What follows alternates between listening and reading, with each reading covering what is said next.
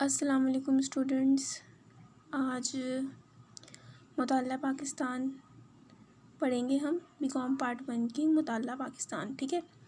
अच्छा, अभी आज मैं पढ़ाऊँगी उर्दू में। ठीक है। तो आज जो टॉपिक मैं उर्दू में पढ़ाऊँगी, कल मैं वही टॉपिक इंग्लिश में पढ़ाऊँगी। ठीक है। तो जो बच्चे उर्दू में पेपर देंगे तो वो आज मेरी ये वीडियो देखें, और जो इंग्लिश में पेपर देंगे वो मेरी वीडियो का कल तक इंतज़ार करें। कल मैं यही टॉपिक उनको इंग्लिश में पढ़ाऊँगी। ठीक है जी। चलें अब टॉपिक की तरफ बढ़ते हैं।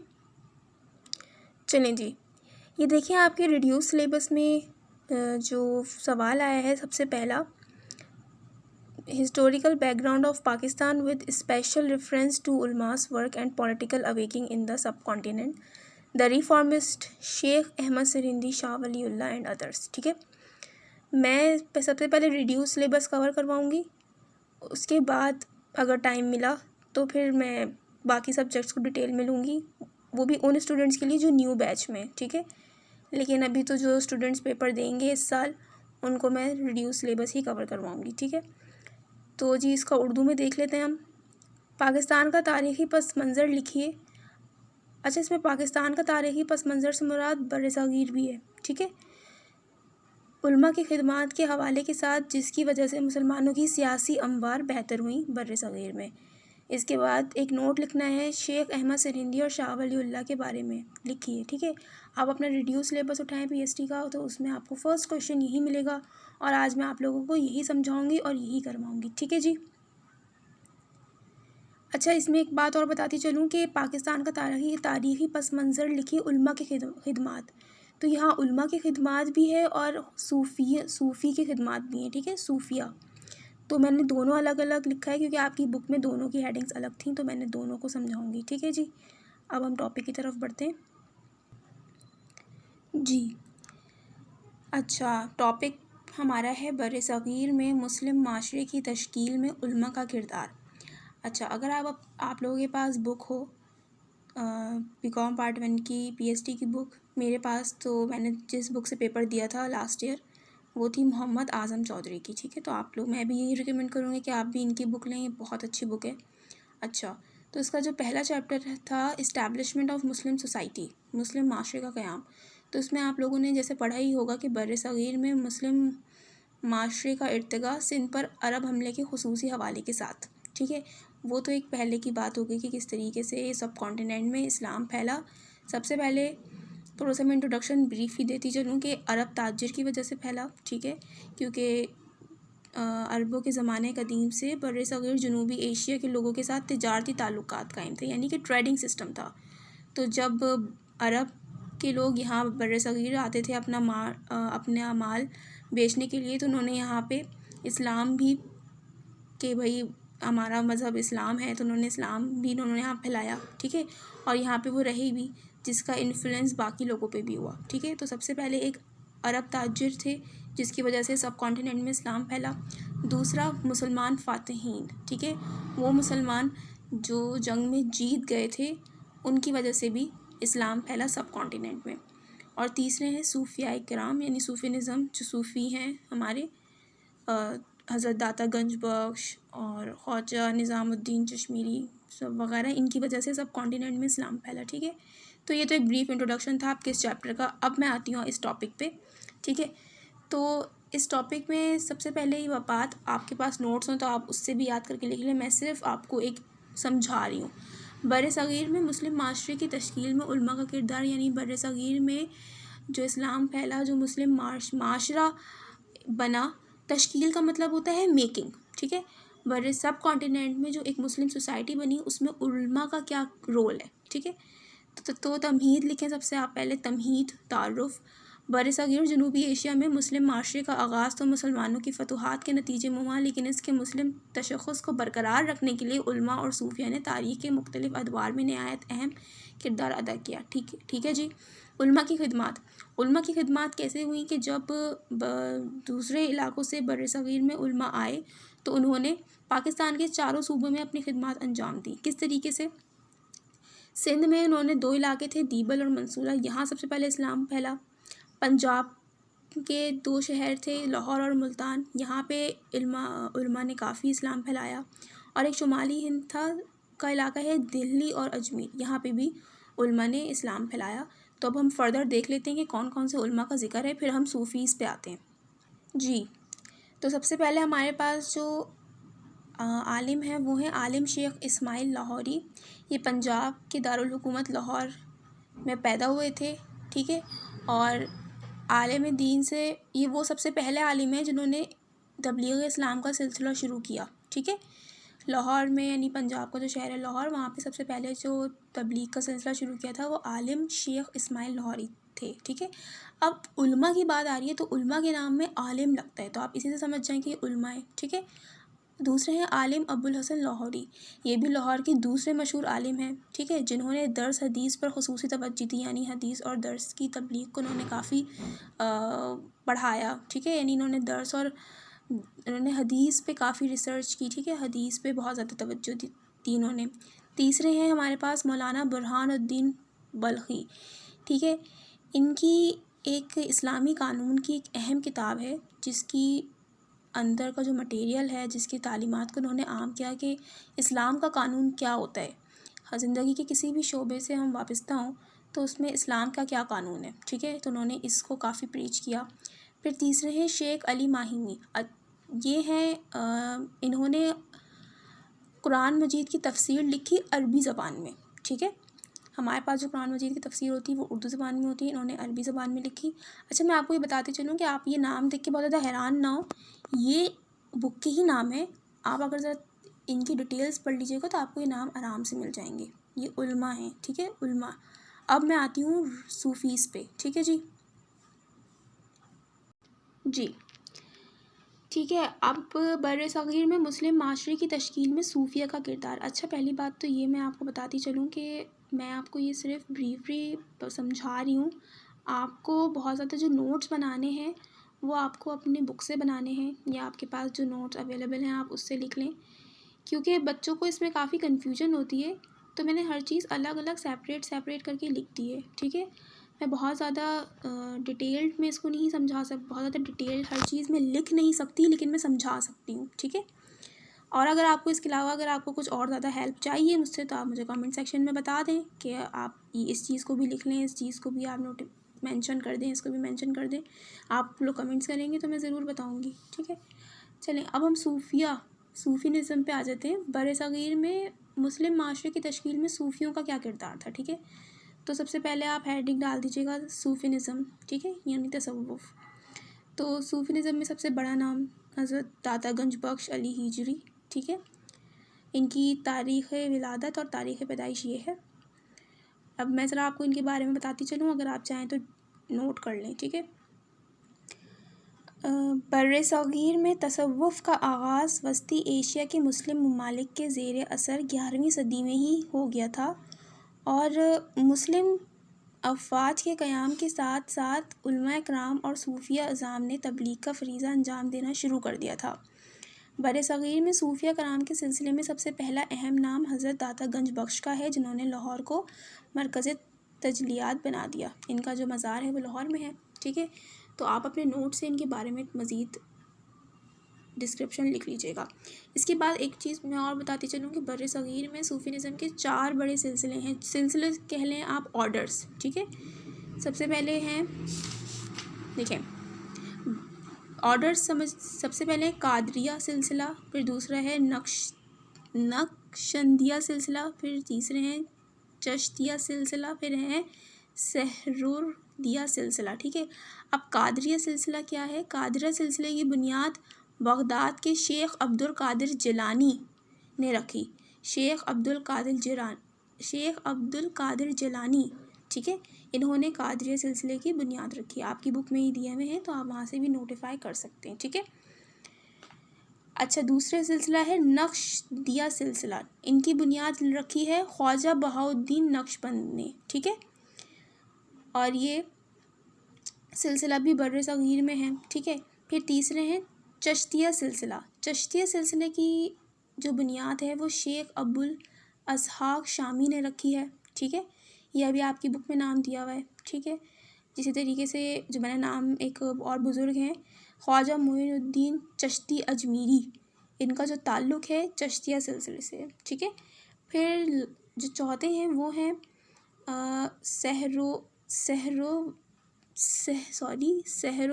सहरोदिया सिलसिला। इसके बुनियाद जिन्होंने रखी है उनका नाम है शेख अबू नजीब सहरोरी, ठीक है। बर सग़ीर में ख़ास तौर पे मुल्तान में ये सिलसिला मौजूद है, ठीक है। चलें, अच्छा, दूसरे जो बुज़ुर्ग हैं हमारे पास वो हैं ख्वाजा मोइनुद्दीन चिश्ती अजमेरी। इनके बारे में भी काफ़ी आपकी बुक में लिखा हुआ है, तो मेरा नहीं ख्याल कि मुझे बहुत ज़्यादा डिटेल बताने की ज़रूरत है, आप लोग ख़ुद पढ़ लीजिएगा, ठीक है। चलिए जी, वापस ज़रा इस पे आ जाते हैं। मैं आपको बताती चलूँ कि एक सवाल इस पहले सवाल के हमारे पास 2 पार्ट थे, ठीक है। तो मैंने यहाँ से लेके यहाँ तक का तो आपको करवा दिया है, यहाँ से लेके यहाँ तक का तो आपको करवा दिया है। अब मैं शेख अहमद सिरिंदी और शाह वलीउल्लाह के बारे में भी बता देती हूँ, और दूसरे जो अदर रिफॉर्मेटिव्स हैं उनके बारे में बता देती हूँ, ठीक है। ये आप जो सवाल हैं दोनों टॉपिक्स, ये आपको अपने बुक के 2nd चैप्टर में मिलेंगे, ठीक है जी, ठीक है। 2nd चैप्टर का नाम है तजदीदी व इस्लाही तहरीकात। अब इस चैप्टर में जो बेसिकली बात बताई गई है वो ये कि इस चैप्टर का नाम इंग्लिश में है रिफॉर्मेटिव मूवमेंट्स, ठीक है। रिफॉर्मेटिव मूवमेंट्स, इसमें से क्या मुराद है? असल में हुआ ये था कि इनके ज़माने में ना हिंदू और मुस्लिम ने कुछ तहरीकें ऐसी चलाई थी कि जिसमें उन्होंने ये साबित करने की कोशिश की थी कि बुनियादी तौर पे हिंदू मज़हब और मुसलमान इस्लाम एक ही है। तो उसको अलग करने के लिए, उसको एक बताने के लिए कि नहीं भाई, इस्लाम दुनिया का सबसे सच्चा मज़हब है, उसको जो उन्होंने ये तहरीक चलाई कि नहीं, हिंदू मज़हब और इस्लाम एक नहीं है, ये दोनों अलग अलग मज़हब हैं, अलग अलग इनकी बुनियादें हैं। और इसी तरीके से अकबर बादशाह ने एक नया दीन बनाया था, दीन इलाही, तो उसके ख़िलाफ़ भी इन्होंने जिहाद किया। तो इन सब के ख़िलाफ़ जिन्होंने तहरीक बनाई उनका नाम था शेख अहमद सिरिंदी मुजद्दिद अलिफ सानी। इसमें जो मुजद्दिद का नाम लफ्ज़ है, मुजद्दिद कहते हैं नए सिरे से कोई काम शुरू करना, ठीक है। तो ये मैंने थोड़ा तारुफ़ लिख दिया है। सबसे पहले आपने हेडिंग डालनी है, इनकी तारीख़ विलादत और तारीख़ वफ़ात लिखनी है। उसके बाद आपने तारुफ़ की हेडिंग डालनी है। तारुफ़ में मैंने यहाँ लिख दिया है, आप भी पढ़ लीजिएगा, ठीक है। इसके बाद मैंने इनके लक़ब का भी ज़िक्र कर दिया है। उसके बाद इनकी हालात ज़िंदगी में ये है कि इनकी पैदाइश पंजाब के शहर हिंद में हुई थी, और ये 26 जून को 1564 में पैदा हुए थे।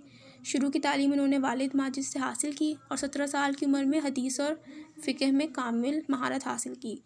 यहाँ तक कि इनकी इतने पॉपुलर हो गए थे कि अकबर बादशाह ने भी इनको अपने दरबार में बुलाया था, और इन्होंने अपनी काबिलियत की वजह से शहरत पाई थी, और अकबर बादशाह के दरबार के जो मौलवी थे उनके लेवल तक ये आ गए थे, ठीक है। अब इनके कारनामे हम देख लेते हैं कि इन्होंने क्या खिदमात अंजाम दी और इनकी वजह से इस्लाम को क्या क्या फ़ायदा हुआ, ठीक है जी। शेख अहमद सिरिंदी के अहम कारनामे या अहम खिदमात कह लें। अकबर बादशाह के दीन इलाही के ख़िलाफ़ कामयाब जहाद। अब इस पॉइंट को समझने से पहले मैं आपको थोड़ा ब्रीफ बताती चलूँ कि अकबर बादशाह ने एक मज़हब बनाया था, उसका अपना मज़हब था, और उस मज़हब का नाम था दीन इलाही। उसमें उसने बहुत सारी चेंजेस की थी, हिंदू और मुस्लिम मज़हब को मिक्सचर बना के उसने वो पेश किया था मज़हब। उसमें जैसे हमारे यहाँ जुम्मे का दिन अफजल होता है, उसने इतवार का दिन कर दिया था। उसमें गाय खाना हराम था, दाढ़ी मुंडवाना हराम कर दिया था उसने, और भी उसने पता नहीं कौन कौन सी फ़जूल सी चीज़ें की थी। तो इन्होंने उसके ख़िलाफ़ जिहाद किया था, और अकबर बादशाह ने ये नया असूल रखा था कि जो भी दरबार में आए तो सबसे पहले वो अकबर बादशाह को सजदा करे, ठीक है।